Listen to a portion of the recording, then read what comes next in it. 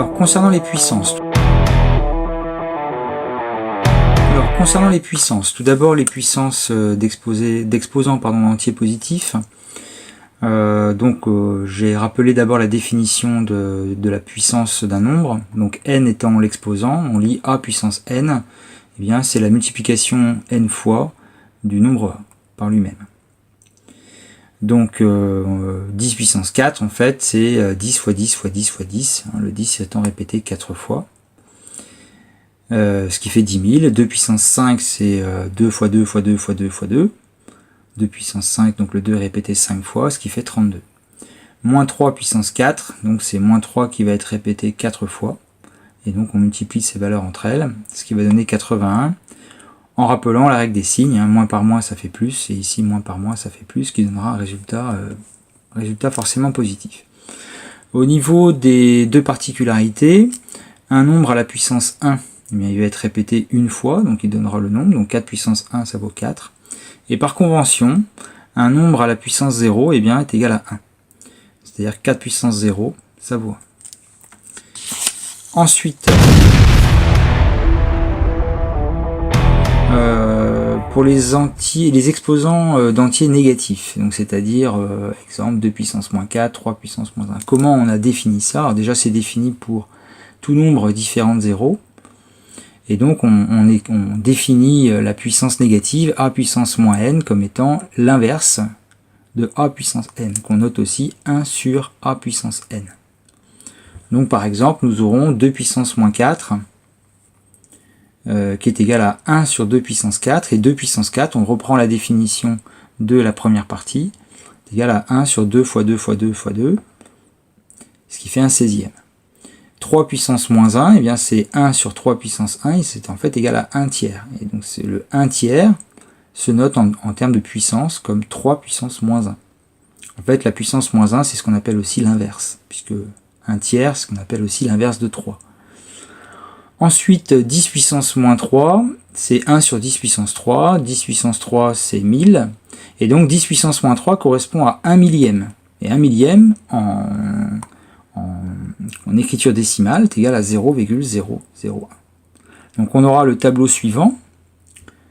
Hein, vous voyez, 10 puissance moins 3 c'est 0,001. 10 puissance moins 4 c'est 0,0001, puisque c'est 1 dix millième. 10 puissance moins 2 c'est 1 centième, donc c'est 0,01. 10 puissance moins 1 0,1. 10 puissance 0 ça fait 1, et puis ainsi de suite. 10 puissance 2 100. 10 puissance 3 1000. 10 puissance 4 10 000. 10 000.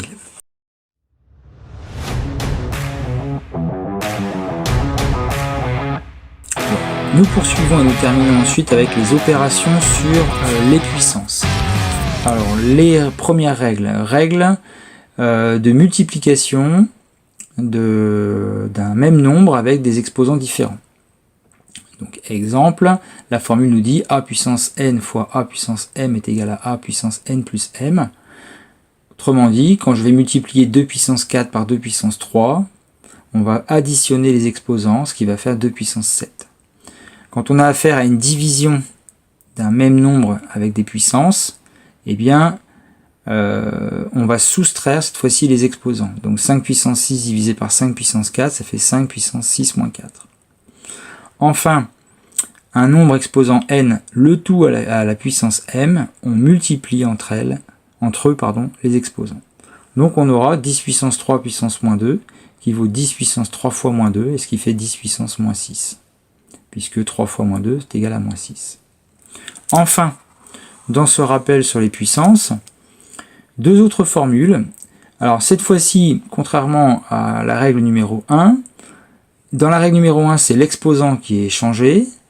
Dans la règle numéro 2, l'exposant restera le même. Par contre, on aura deux nombres, ici, multiplicateurs différents.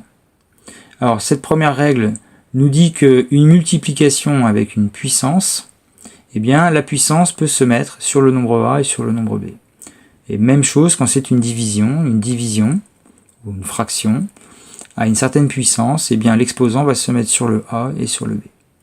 Application de ceci, 2 puissance 7 fois 5 puissance 7, si on veut le faire de tête, eh bien, comme on a le même exposant, eh bien, c'est égal à 2 fois 5 à la puissance 7. j'ai utilisé cette formule-là dans le sens droite à gauche. Et 2 fois 5, ça fait 10, qui fait 10 puissance 7.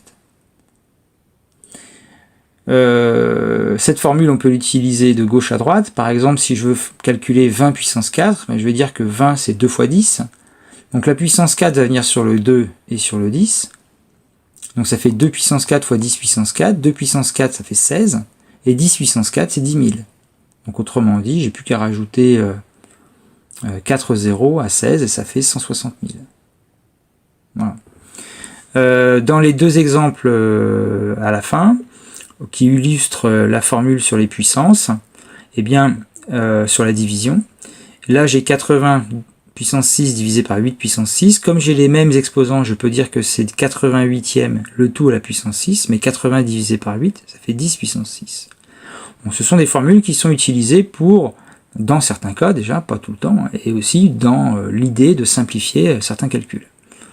Et pareil, et dernière application, le 2 tiers à la puissance 3, normalement c'est 2 tiers fois 2 tiers fois 2 tiers, eh bien on sait, d'après la formule qui est là, en l'utilisant de droite à gauche, que c'est 2 au cube divisé par 3 au cube. 2 puissance 3, ça fait 8, et 3 puissance 3, ça fait 27. Donc voilà, pour ces petits rappels sur les puissances.